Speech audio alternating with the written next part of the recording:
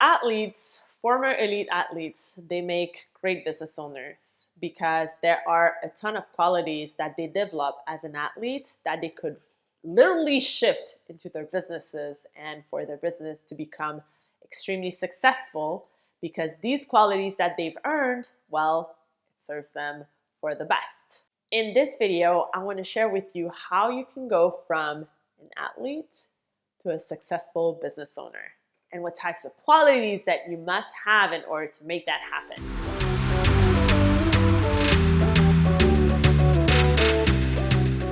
Hi, high achiever. I'm Fabienne Raphaël, business coach, and I'm here to help you monetize your knowledge so you can fire your boss. And I want to share with you, actually, a few other qualities that you might have developed as an athlete and that will actually help you into building and growing a successful coaching business. I will take some examples from my life and explain how it had helped me in business.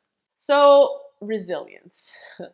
Resilience to me is a way for you to continue to go forward despite of all the mistakes done or sometimes I would say not to feel sorry for yourself for too long, okay?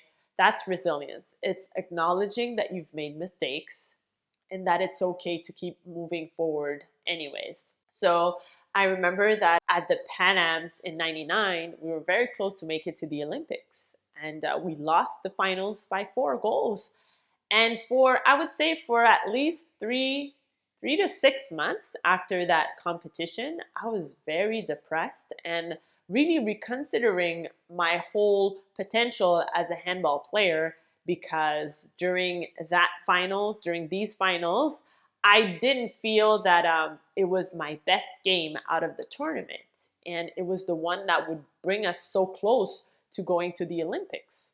But then again, should that event define the person that I am?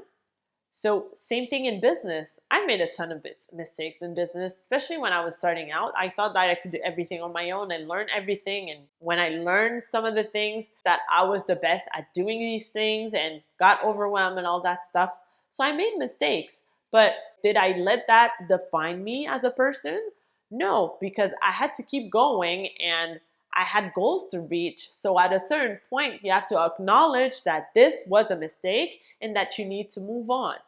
If not, if you let the past define you, then you're taking some energy out of all the potential that you might have in order to go forward. Persistence. We talked about this in the last video, and I hope that you watched it. Persistence about going to the Olympics. I just told you that in '99 we missed the qualifiers, and I went to Rio in 2007. Same thing with the goal of making it to the Olympics, but we didn't even make it to the finals. We didn't even make it to the round of 3 best teams out there.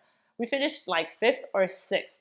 So to me, all that energy that I had put to go to the Olympics was like not wasted, but at a certain point I felt a little bit frustrated until I told myself, well, there might be another way for me to be able to create an impact and still attend an international competition. Last summer in 2019, I was an athlete's mentor for the Canadian delegation at the PanAm Games.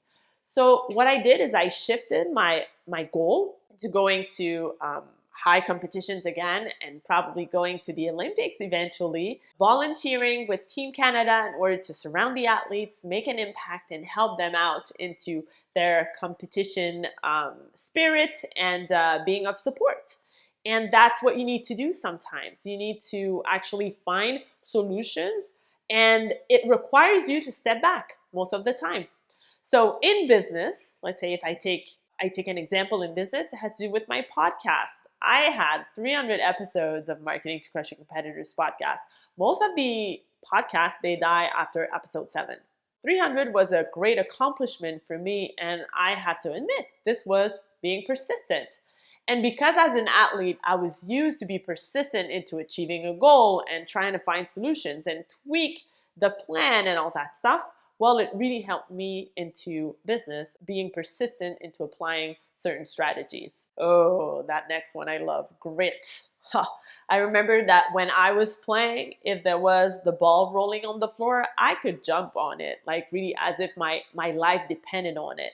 That's how much I wanted to win. And that's how much I was dedicated and passionate about the game and dedicated into giving my best effort into my team so we could reach that goal of winning the game and then eventually tournaments and competitions and all that stuff.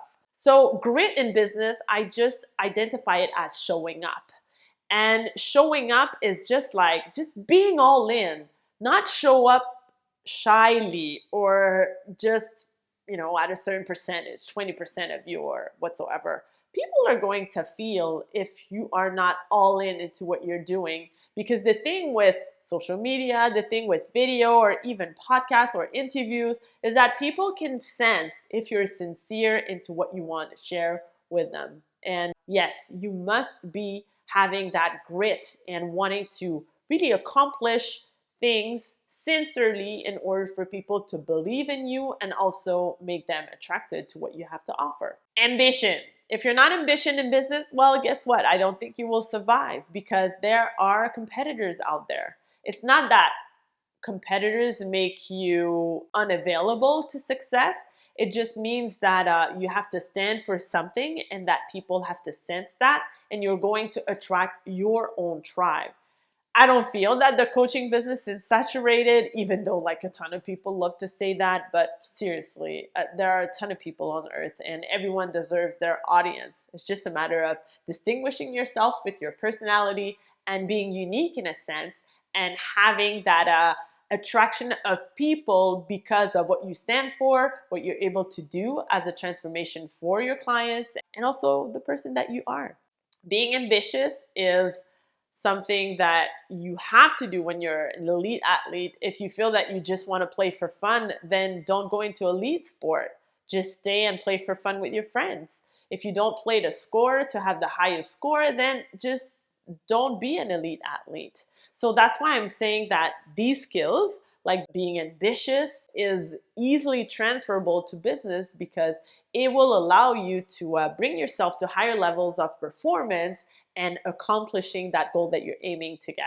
The next one is practice, practice, practice. As a former elite athlete, I have to say that not all practice were welcome in my heart with like a lot of enthusiasm. Of course, as a player, you just look out for the games and all that stuff and the high competitions, but hey, they cannot happen if you don't practice. So in business, same thing. There are certain things that you will have to do a ton of times in order to be able to master more skills and not do as many mistakes as at the beginning. I think about this, the sales calls, for example. First sales call, you might not feel comfortable. You might feel that you're unsure in your shoes and you're not really standing for something great, right? But as long as you do them often, the more that you do them, it's a numbers game. You gain more confidence and practice. They say practice makes perfect, but again, perfection, does it really exist? But I mean, let's say close to perfection. So practice makes close to perfection. When you're an athlete, you have a ton of coaches around you, and you have at least like one coach to help you out in your sport. But you could have specific coach for technique. You could have a mindset coach. You can have a sports psychologist. You can have someone responsible for high performance. Being surrounded by so many coaches, it allows you to respect their work. And an advantage that an athlete has over maybe someone who hasn't done sports is that they're very open already to the idea of coaching and they are coachable. You can't survive in the athlete's world if you're not coachable and if you don't respect your coaches, because what will happen is that all the teams will kick you out and you will never find any contract or you'll never find any team to play for. So as a business owner, former elite athlete, I've always recognized the power of having coaches around me in all the areas of expertise that I needed help with. So I hired a ton of coaches. I actually have business coaches. I've hired mindset coaches, life coaches, a fitness coach, all these types of coach, because I feel that the more that you surround yourself or that you associate yourself with someone who does it like the best possible in their area of expertise, well, the faster you're going to get the results. What I learned in team handball is actually visualization, especially when I had my back injury. I had a sports psychologist who guided me into visualizing me being on the court, even though I was not playing at the time.